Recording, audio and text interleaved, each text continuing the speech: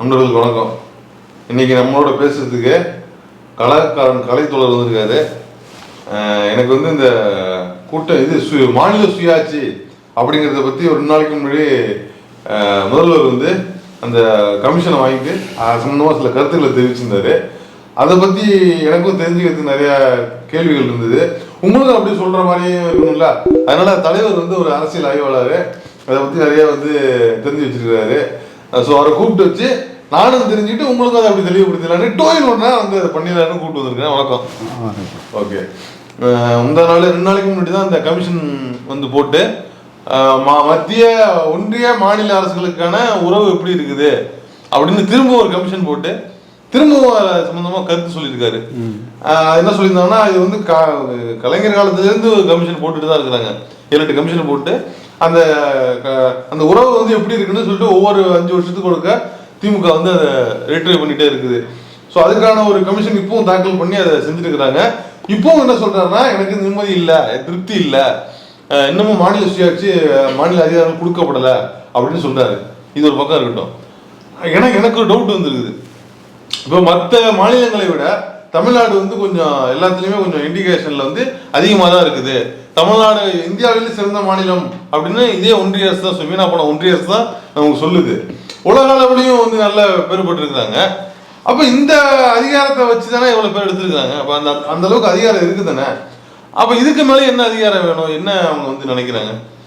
ஓ, இதுக்கு வந்து அண்ணா முதல்ல முதலமைச்சராகி இப்போ இருக்கிற இந்த சட்டமன்ற கட்டடம் இருக்கு இல்லையா, அந்த கட்டடத்துக்கு போனார். முதலமைச்சராகி போனார், அந்த கோட்டைக்கு போகிறார். அப்போ வந்து அந்த கோட்டை சுற்றியும் பார்த்தீங்கன்னா செடி கொடி முள் புதர் அந்த மாதிரிலாம் வந்து வளர்ந்து கிடக்குது. அப்போது அவர் பார்த்துட்டு அதிகாரிகளை கூப்பிட்டு, இதெல்லாம் சுத்தம் பண்ண சொல்லுங்கப்பா அப்படின்னு சொல்லிட்டு போனதாகவும், அடுத்த முறை மறுபடியும் வரும்போது பார்த்தா அது அப்படியே இருக்குது, எதுவுமே சுத்தம் பண்ணல. அவர் என்ன சுத்தம் பண்ண சொல்லியிருந்தேன், ஏன் இதெல்லாம் சுத்தம் பண்ணல அப்படின்னா, இல்லைங்கய்யா, ஒன்று மத்திய அரசுக்கிட்ட வந்து விண்ணப்பிச்சிருக்கிறோம், அவங்க பர்மிஷன் கொடுத்த பிறகு பண்ணிடுவோம் அப்படின்னு. அப்போ இந்த புல்லை பிடுங்கிறதுக்கு கூட அவங்ககிட்ட தான் அனுமதி வாங்கணுமா? அப்புறம் நம்ம முதலமைச்சர் பதவியில் அப்புறம் வேற என்ன அதிகாரம் இருக்குது, என்னதான் பிடுங்குறது இந்த முதலமைச்சர் பதவி வச்சுட்டு அப்படின்னு அண்ணா சொன்னதாக ஒரு தகவல் வந்து இருக்கு. இப்போ இதுலேருந்து உங்களுக்கு நீ கேட்ட கேள்விக்கானா இல்லை வரல சரி, அதெல்லாம் இருந்தது. அதுக்கப்புறம் தாண்டி தானே அவ்வளவு கலைஞர் செஞ்சிருக்காருல்ல. இல்லை அதான் என்னன்னா, சும்மா ஒரு எக்ஸாம்பிள் என்ன சொன்ன அந்த இது சொல்றேன்.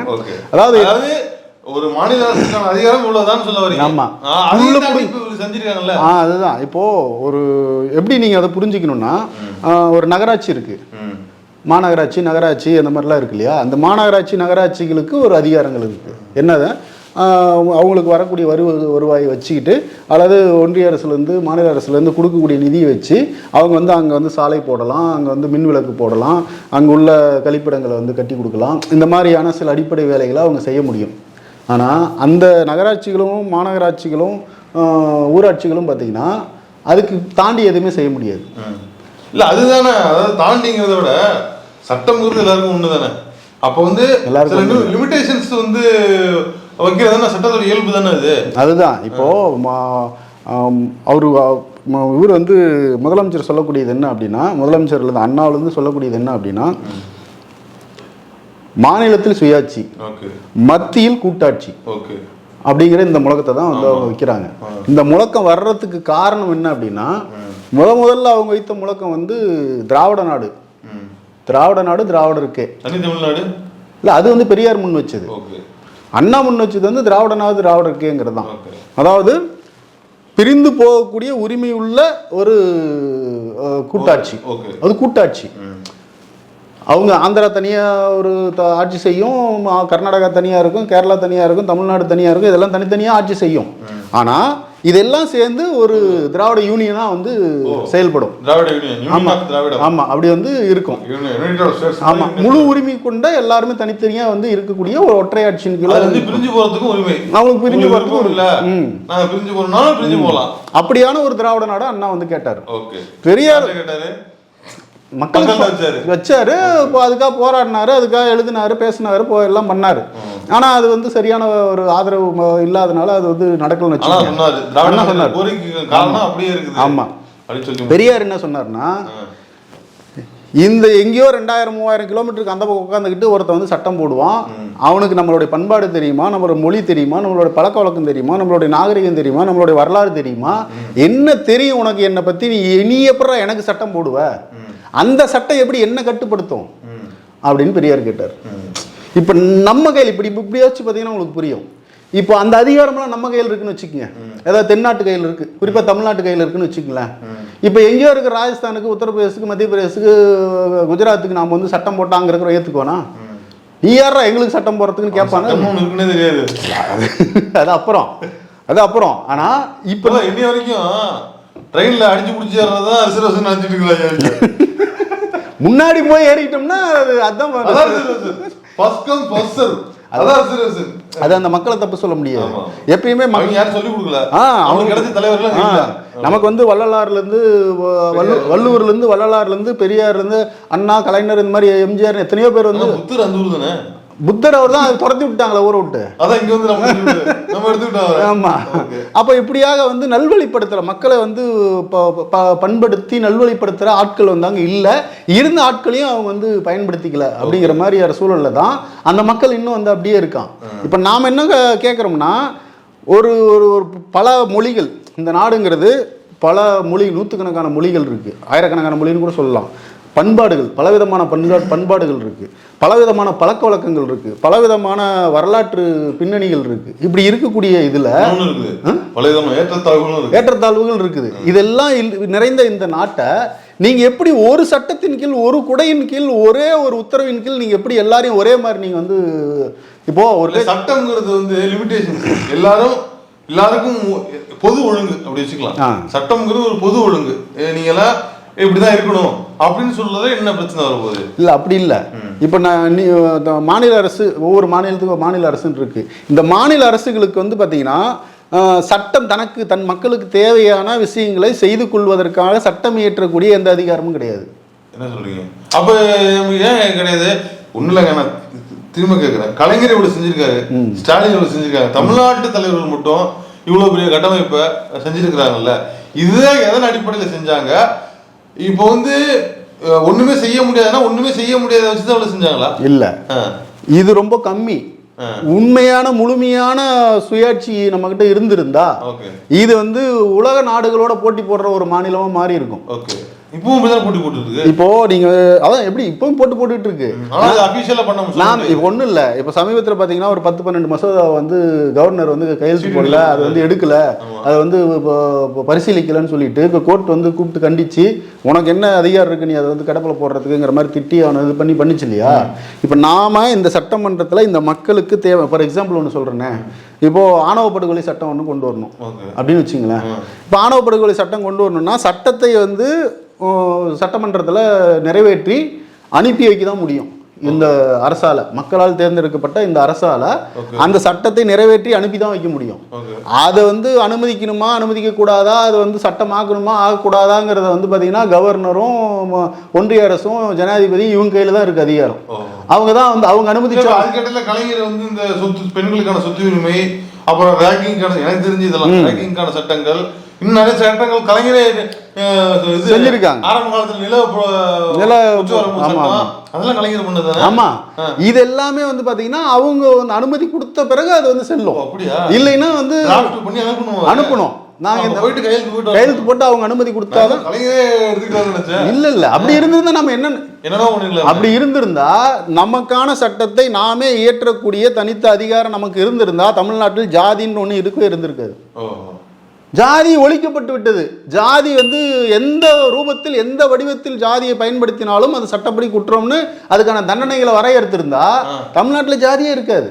அப்படியா? எப்படின்னு கேட்க, இதே நீங்க வந்து உத்தரப்பிரதேசத்துல மாநிலங்கள் இஷ்டத்துக்கு அவங்க அந்த சட்டத்தை ஏற்றிக்கலாம் அப்படின்னா அது ரொம்ப டேஞ்சரஸா போய் முடியாதா? உத்தரப்பிரதேசத்துல வந்து ஒருத்தர் இருக்கிறாரு, ஜாதி செல்லும், இங்க வரணாசிரமம் இருக்கணும் அப்படின்னு அவர் மட்டும் சட்டம் ஏற்றிட்டு போனாருன்னா அது பெரிய ஆபத்து. ஆமா, அதுதான் சொல்றேன்.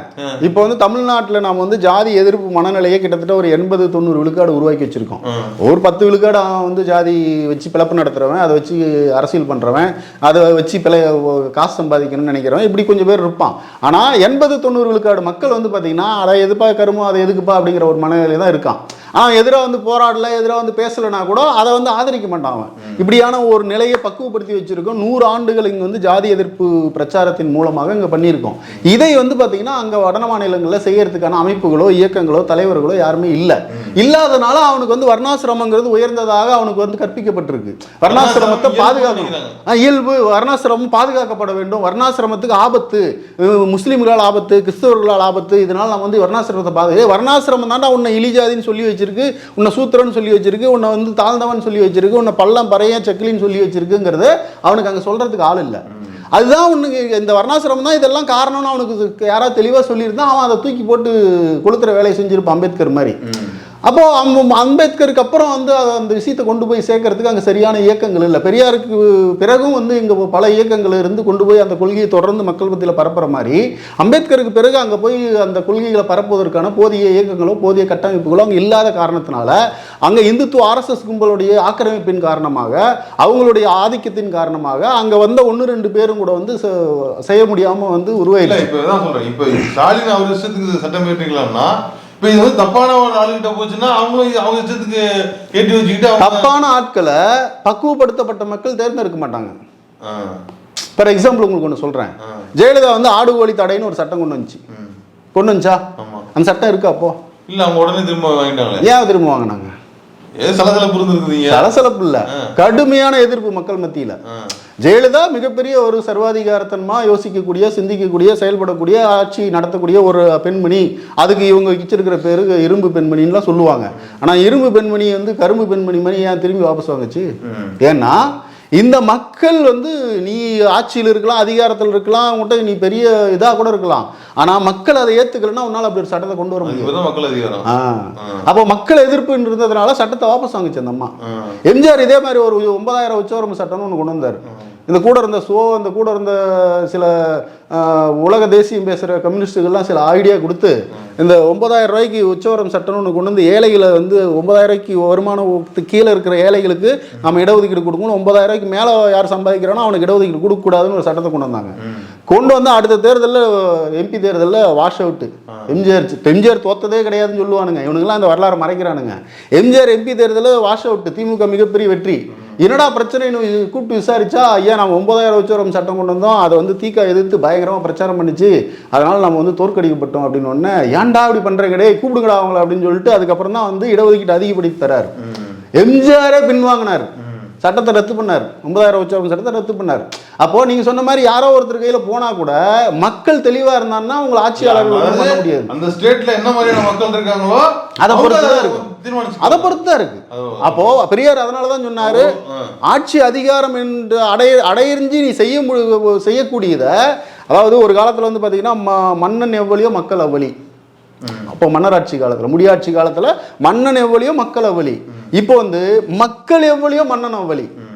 நீ ஜாதியை வந்து பேசுனா உனக்கு வந்து ஓட்டு போட்டு ஜெயிச்சிருவோம், மதவெறியை தூண்டினா மதவெறியை பேசுனா மதம் சம்பந்தமா பேசுனா ஓட்டு போட்டுருவாங்க மக்கள் அப்படின்னா எல்லா கட்சிக்காரும் பேச ஆரம்பிச்சிருவான்ல. யோசிச்சு பாருங்க. இப்போ பிஜேபி வந்து எவ்வளோ மதவெறி பேச்சை பேசுது, ஆனால் எவனாவது ஓட்டு போடுறானா? இல்லை. ஏன்? ஆனால் இருக்கிற 80% பேர் இந்துக்கள் இல்லையா? அவன் பேசுறது இந்துத்துவா, இந்து வெறி தான் பேசுறான். ஆனால் இந்துக்கள் வந்து ஓட்டு போட மாட்டான். இந்து பெரியார் இந்துவாங்க.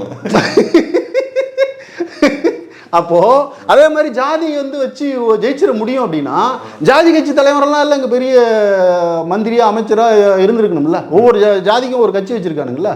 அவனுங்கெல்லாம் என்ன பண்றானுங்க? அவனுங்க எம்எல்ஏ ஆகணும்னா கூட திமுக அதிமுக கூட கூட்டணி வச்சுதான் முடியும். யாரு? ஜாதி கட்சி தலைவர்களை.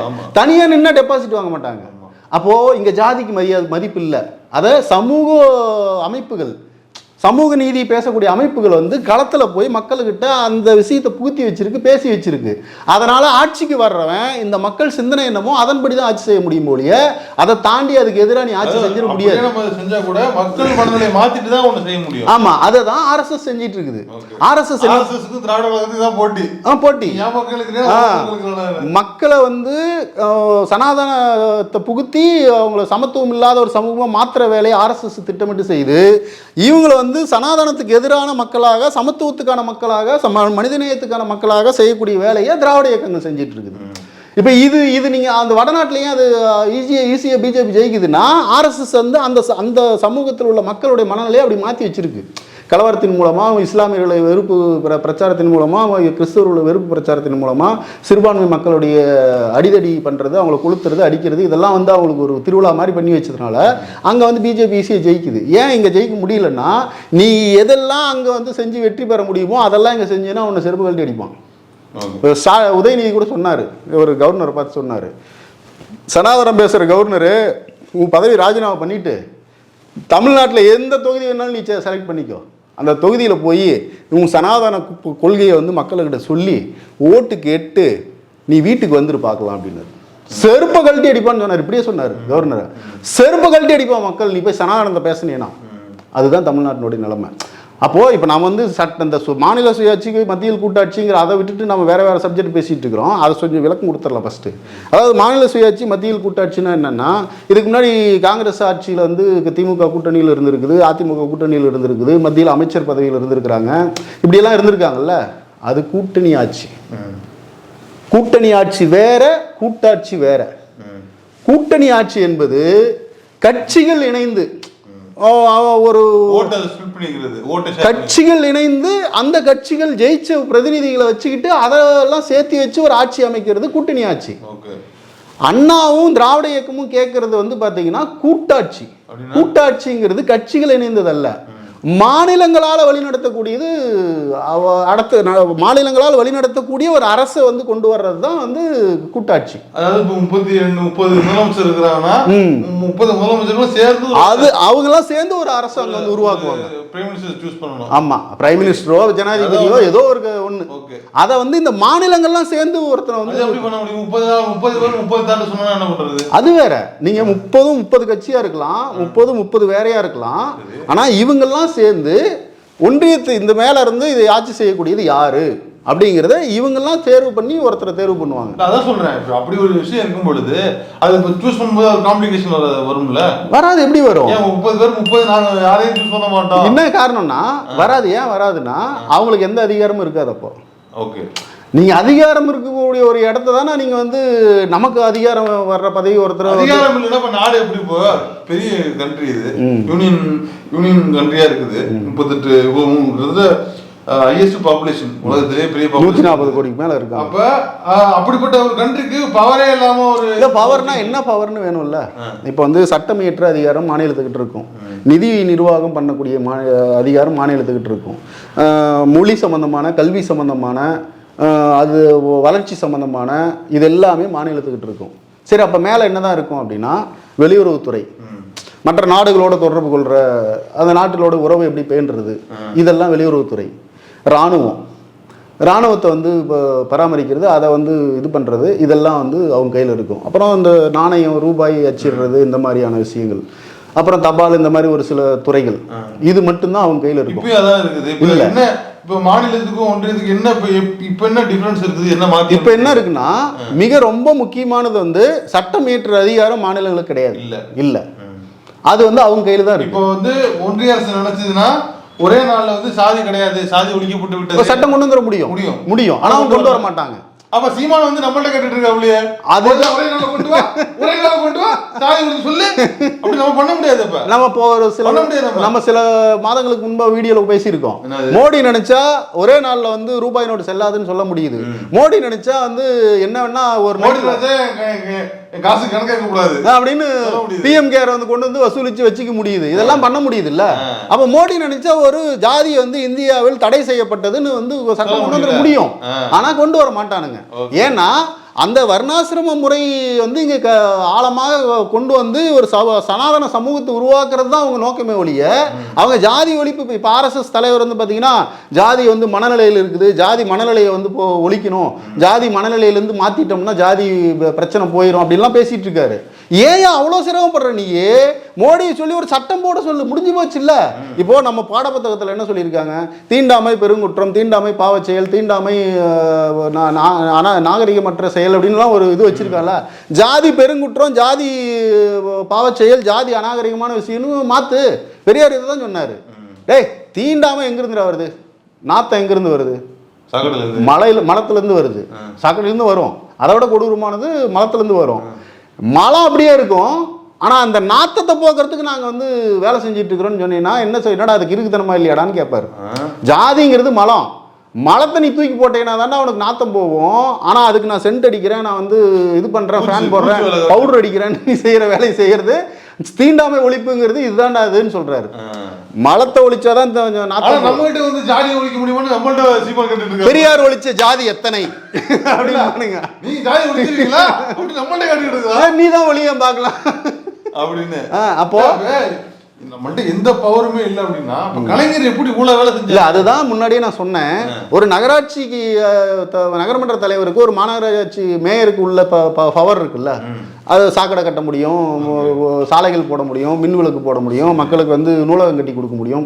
இப்படியான சின்ன சின்ன வேலைகளை செய்யற அளவுக்கு தான் வந்து ஒரு முதலமைச்சருக்கும் இருக்கு. சின்ன வேலை சொல்ல முடியும் அது இல்லைங்க, அது அடிப்படையான வேலைங்க.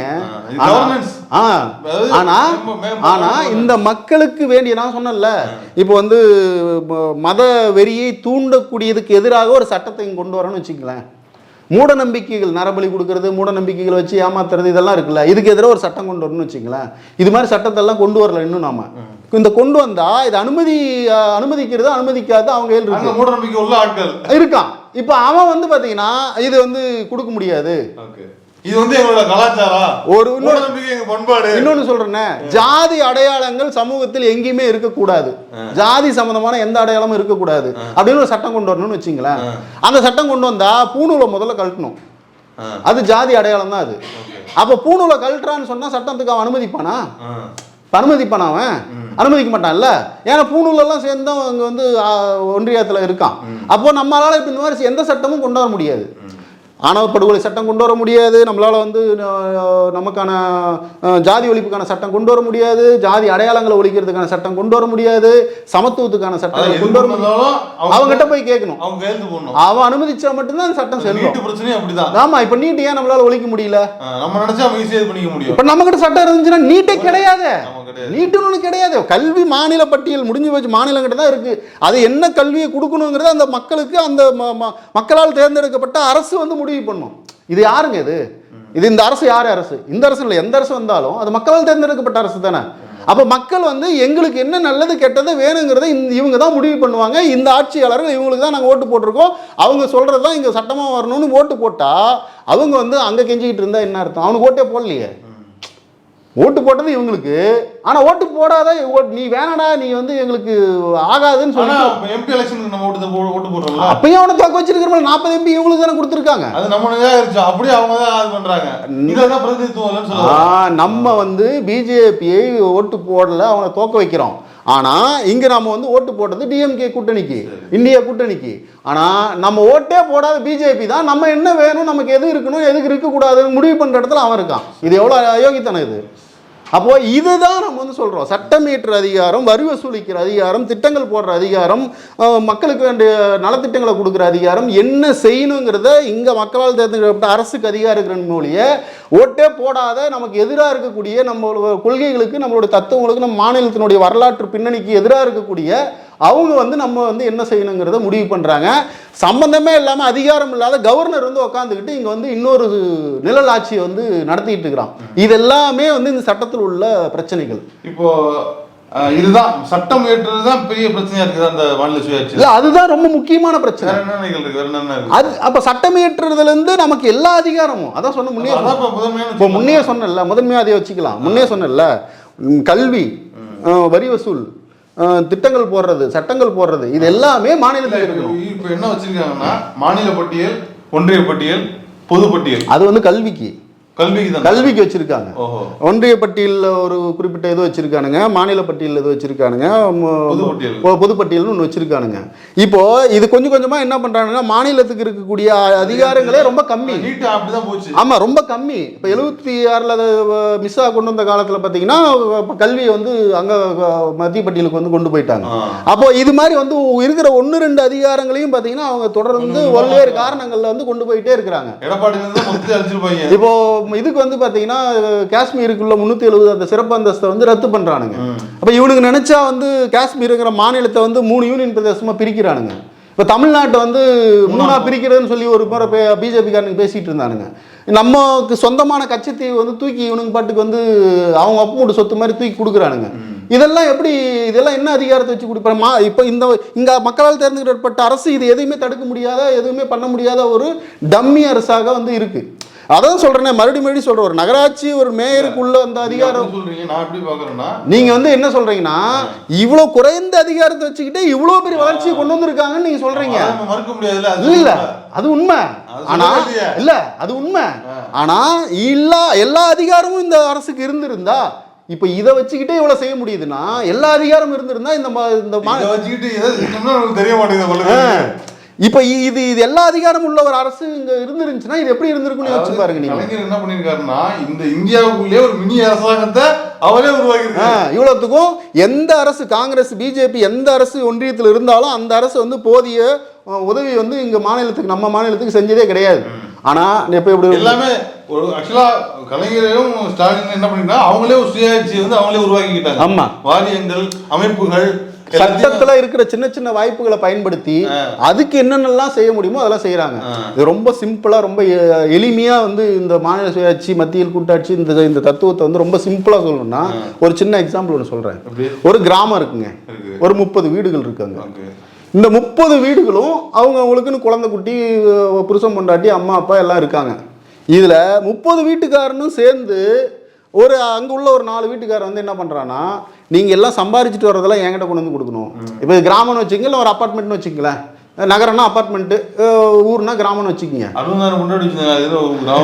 அதை விடுங்க, அந்த சப்ஜெக்ட் மாறாதீங்க. இப்போ ஒரு 30 வீடு கொண்ட ஒரு கிராமம் அல்லது ஒரு 30 வீடு கொண்ட ஒரு அப்பார்ட்மெண்ட்னு வச்சுக்கிங்க. இதில் இருக்கிற ஒரு 4 வீட்டுக்காரர் மட்டும் என்ன பண்ணுறான், நீங்கள் எல்லாரும் சம்பாரிச்சிட்டு வந்து என்கிட்ட கொடுக்கணும்.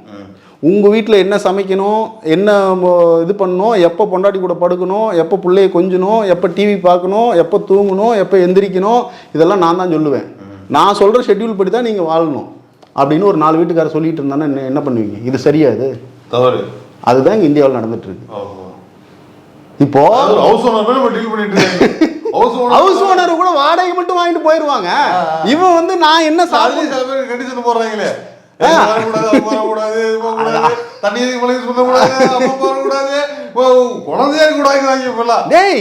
நான் என்ன சாப்பிடணும், நான் என்ன உடுத்தணும், நான் எப்போ வேலைக்கு போகணும், நான் எப்போ தூங்கணும், நான் எப்போ எந்திரிக்கணும், நான் என் பிள்ளைங்களுக்கு என்ன வாங்கி தரணும், என்ன வாங்கி தரக்கூடாது, கார் வாங்கணுமா, பைக் வாங்கணுமா, இது பண்ணணுமா, திருவிழாவுக்கு போகணுமா, ஊருக்கு போகணுமா, வரணுமா, தூங்கணுமா, எந்திரிக்கணுமா, நீ யாரா முடிவு பண்றதுக்கு? அப்படி நிலைமை வந்தால் மக்கள் வெகுண்டெழுந்து தக்க பாடத்தை போட்டுவாங்க உங்களுக்கு. ஆமா, இப்போ பெரியார் வந்து இதனாலதான் சொன்னாரு, நீ யாரா எங்களுக்கு சட்டம் இயற்றுறதுக்குன்னு கேட்டாரு. புரியுதா உங்களுக்கு? அண்ணா வந்து என்ன பண்ணாருன்னா அதுல இருந்து கொஞ்சம் இறங்கி வந்து, சரி பெரியார் வந்து தனிநாடு கேட்கிறாரு, நான் உங்களுக்கு வேற ஆப்ஷன் ஒன்று தரேன் அப்படின்னு சொல்லிட்டு இந்த மாநில சுயாட்சி கொள்கையை முன்வைக்கிறார். அப்ப என்ன சொல்றாருன்னா, தனிநாட்டுக்கான கோரிக்கை இன்னும் அப்படியே இருக்கின்றன, அதுக்கான நியாயங்களும் காரணங்களும் அப்படியே இருக்கின்றன அப்படின்னு முடிக்கிறார். சரி, இது ஓகே. இப்போ இந்த குறைஞ்சபட்ச அதிகாரத்தை வச்சுக்கிட்டு இதுல என்னென்ன வேலைகள்லாம் ரொம்ப மதிநுட்பா அல்லது வந்து அவரால் அந்த மதிநுட்பத்தோட என்னென்ன வேலைகள்லாம் செஞ்சிருக்காருன்னு ஏதாவது இது இருக்குதா இந்த சட்டத்துக்குள்ள வச்சுக்கிட்டு? வியக்கத்தக்க பல செயல்களை வந்து செஞ்சிருக்குது திராவிட இயக்கங்கள் வந்து செஞ்சிருக்கு. அதில் குறிப்பாக திமுக வந்து கலைஞர் வந்து செஞ்சிருக்காரு. இப்போ அண்ணாவுடைய ஆட்சியினுடைய ஆயுள் காலம் வந்து ஒரு 1.5-2 வருஷம் தான். அதுலயே வந்து பார்த்தீங்கன்னா அவர் தமிழ்நாடுன்னு பேர் வைக்கிறார். அது வரைக்கும் என்னென்னலாம் சொல்லிட்டு இருந்தாங்கன்னா, தட்சிண பிரதேசன்னு வைங்க, தமிழ் மாநிலம்னு வைங்க, நாடுன்னு வைக்காதீங்க, நாட்டுக்குள்ள ஒரு நாடா அப்படின்னாங்க. அப்ப பேர் மாத்துறதுனால உங்களுக்கு என்ன கிடைச்சிரும்? இப்படி புத்திசாலித்தனமான கேள்வி எல்லாம் கேட்டுட்டு இருந்தானுங்க. அப்பதான் வந்து அந்த மாதிரி வந்து கேட்டுட்டு இருந்தாங்க. அப்போ அண்ணா வந்து என்ன பண்ணாருன்னா, சுயமரியாதை திருமண சட்டத்தை கொண்டு வந்தார். இந்தியாவில் இன்னைக்கு வரைக்கும் அந்த சட்டம் சட்டத்துக்குள்ளதான் வருது. ஓ, வெரி கிளவர் இல்ல? இந்த சட்டத்துக்குள்ளதான் எவ்வளவு கொண்டு வராங்க. சுயமரியாதை திருமண சட்டம் இன்னைக்கு வரைக்கும் இந்தியாவில் எங்கேயுமே கிடையாது, எந்த மாநிலத்திலும் கிடையாது இன்னைக்கு வரைக்கும். இவங்க ட்ரை பண்ணி டிரைவ் பண்ணி கொடுத்தது தானே அது. ஆமா, இவங்க வந்து சட்டம் ஒத்துக்கிட்டு தான் ஆகணும். அன்னைக்கு இருந்த ஒரு மாசு அண்ணா, நீங்க அதை மறுத்தீங்கன்னா அது ஒரு பெரிய பிரச்சனையா மாறும். கீழே வேலை பார்த்து வச்சிருந்தாங்க. மக்கள் ஆதரவு இருக்குல்ல, அண்ணா கண்ணசைச்சா இங்க என்ன நடக்கும் அப்படிங்கிற ஒரு சூழல்ல வேற வழியில ஒத்துக்கிட்டு தான் ஆகணும்னு அதை ஒப்புதல் கொடுத்தாங்க. களம் அந்த மாதிரி இருந்தது. அப்போ அந்த தமிழ்நாடுன்னு பேர் வச்சது, இது பண்ணது, இந்த மாதிரியான விஷயம்லாம் அண்ணா இப்போ செஞ்சுட்டு போனார்.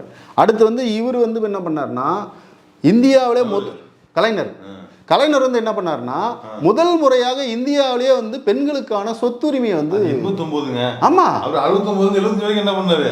நிறைய பண்ணியிருக்காருங்க. ஆனா முக்கியமானதை மட்டும் சொல்லிட்டு இருக்கிறவங்களுக்கு ரொம்ப ரொம்ப முக்கியமான விஷயம். இது வந்து 89னா கூட இது வந்து அம்பேத்கர் அப்பவே கொண்டு வந்தது. அம்பேத்கரால கொண்டு வர முடியாம ஒரு தலைவன் வருவான், அவன் வந்து செய்வான்னு சொல்லிட்டு போனாரு. அதை கலைஞர் வந்து 89ல கொண்டு வந்தாரு.